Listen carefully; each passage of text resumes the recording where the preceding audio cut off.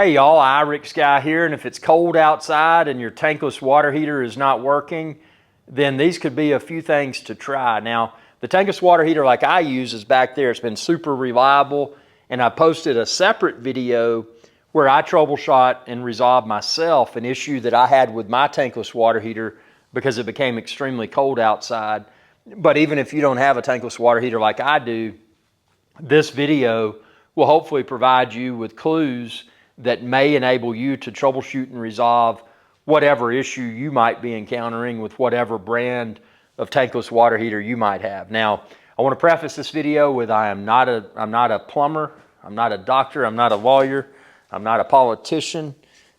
I'm just sharing this video for entertainment purposes only. So, but with that being said, if it does provide value, feel free to send me a super thanks. Not required.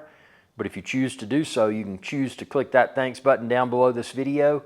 I mean, if I saved you a service call, you could choose to send me a super thanks, whatever amount you might want to send me, and it'll be deeply appreciated. But think about that service call that, well, gosh, I found this guy on YouTube, and this video I watched helped me troubleshoot and resolve my issue. But a few things to take into consideration that you may not be aware of, especially my tankless water heater. It's one of the best tankless water heater brands and models on the market, in my opinion. It even connects to Wi-Fi, so your home internet. So with mine, I had an advantage because I was able to go into my app for my tankless water heater. And by the way, if you're shopping for tankless water heaters, I'll link the tankless water heater like I use within this video's description. So it's super nice because within the app, I was able to see the error code. And for my situation, had a couple of error codes, and check out my separate video where I show you step by step what I did to resolve the issue with my tankless water heater during extremely cold weather. But regardless of what brand or model of tankless water heater you have, keep in mind that when the weather changes, if it gets extremely cold or extremely hot, it can, whether it's a tankless water heater or whatever, it can mess with the sensors, S-E-N-S-O-R-S, not like sensor, like your face is blurred like that. But the sensors, those electronic sensors, because of temperature fluctuations, sensors in any type of device, whether it's a tankless water heater, computer, tire pressure sensor in a car's tire, etc., temperature fluctuations can cause sensors to misbehave.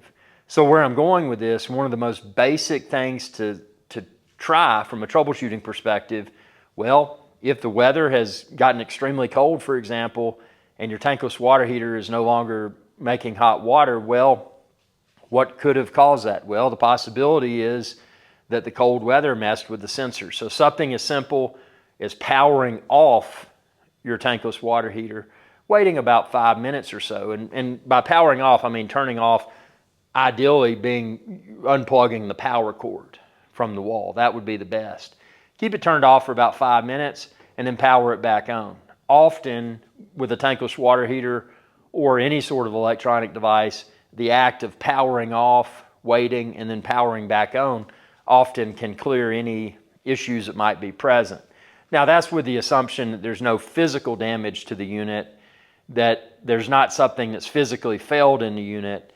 That's going with the assumption that it's just a sensor misbehaving, likely due to the, in this fictitious example, the extreme cold weather. So that's one of the things to try a restart. And then obviously in extremely cold weather, well, might you have frozen pipes or busted pipes? You know, maybe the tankless water heater is working fine, but maybe there's a crack in a pipe, say from your tankless water heater to your shower, for example. Well, in that situation, what you would want to do to troubleshoot, you would want to try every faucet in your residence. So sinks, you know, anything that has hot and cold water. So turn on the hot water in a sink. See if you get hot water. If you don't, turn that off, go to the next one. See if you get hot water. So and the same with showers and bathtubs. Go through and see if you get hot water from any of the sinks or the showers or the bathtubs. If you get it from some of them and you've only got one tankless water heater, well, if you're getting hot water from some of those, well, that tells you the tankless water heater is working. Otherwise, none of the sinks, none of the showers, none of the bathtubs would have hot water.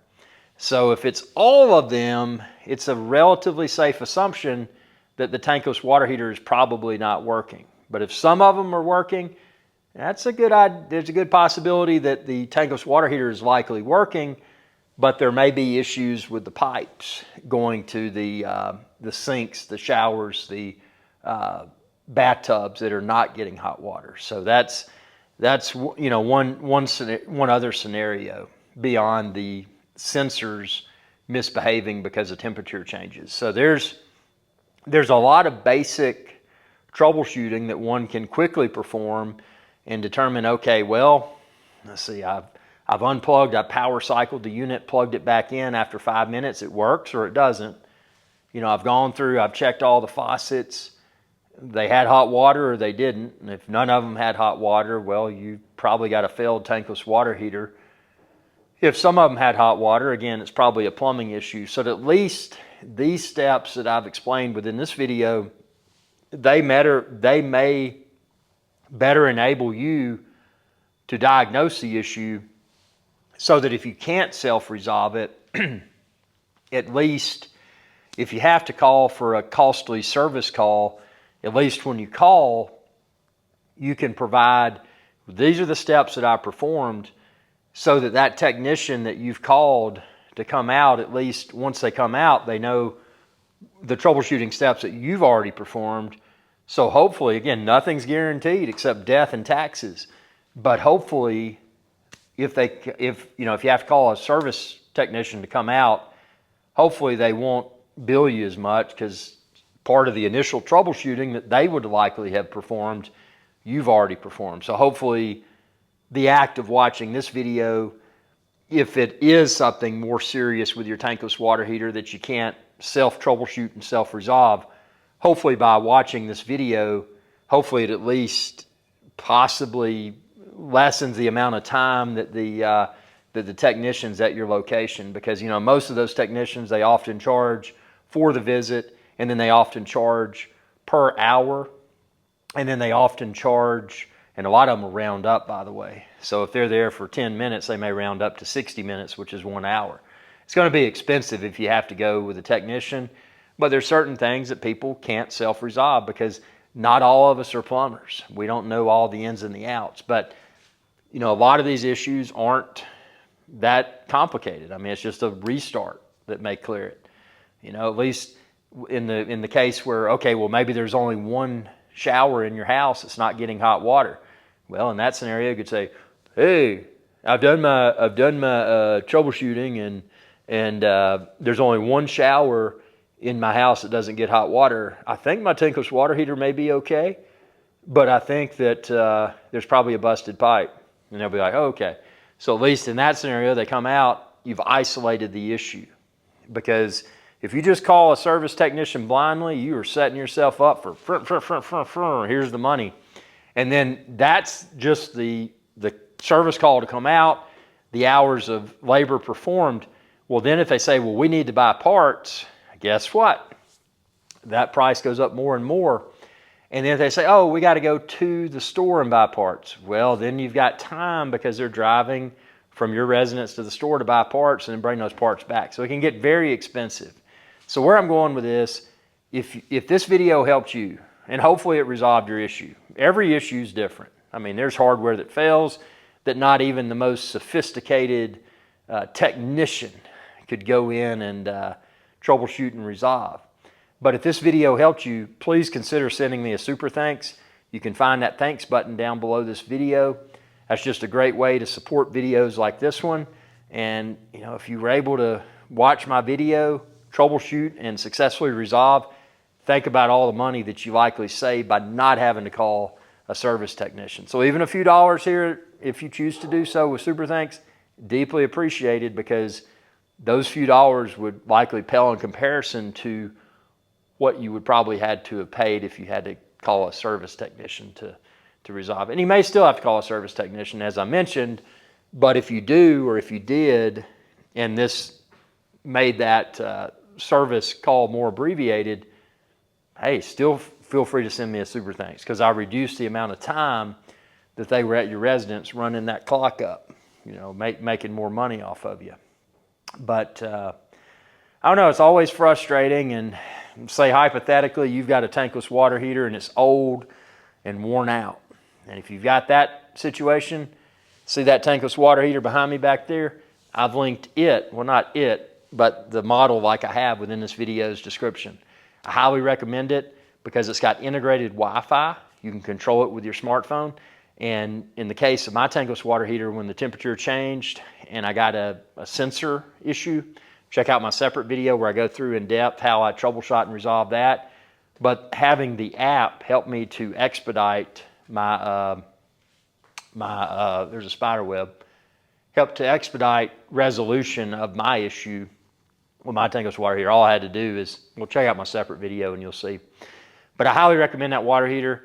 And if you're in the market to buy one, if you could shop the link within my video's description in this video, deeply appreciate it because that helps to support my channel just like Super Thanks do. So with all that being said, I know I've rambled on. To summarize, perform the most basic things first. Well, there appears to be no physical damage to the unit. Okay, well let's power it off, let's unplug it, let's wait 5 minutes, plug it back in. Go to our faucets. Do we get hot water now? Yes or no? And if you get it at 1, check all your faucets, make sure everything's good. If every faucet's getting hot water after the power cycle, then you've successfully troubleshot and self-resolved. Now the issue may resurface, but at least at that point in time, it's functional. And then the next thing is, well, if you need to isolate the issue, go through, determine if it's after you've done the power cycle, well, is it every faucet in your house, every sink, every bathtub, every shower? Or are there some faucets in your house, whether it's a bathtub, shower, sink, or whatever, some of them get hot water and some don't? Because that points to a potentially different issue, because if you're not getting hot water in any of them, it's likely the tankless water heater. But if you're getting hot water in some, well, the tankless water heater is working. There's probably some sort of plumbing issue, maybe a cracked pipe, frozen pipe, whatever, that's contributing to certain faucets not receiving hot water. So that's everything. Thanks for your viewership. Be sure to subscribe. Ring that bell when you do, and that'll notify you whenever I post another video. And again, not required, but if you want to send me a super thanks, please feel free to do so. You can click that thanks button down below this video. And if you're shopping for a new tankless water heater, I've linked the one like I use within this video's description. Best of luck and stay warm. See you later. Hey y'all, iRick Guy here. I hope you enjoyed this video, and please be sure to subscribe to my channel, and when you do, ring that bell icon to be notified whenever I post another video. Thanks for your viewership, and y'all have a good day.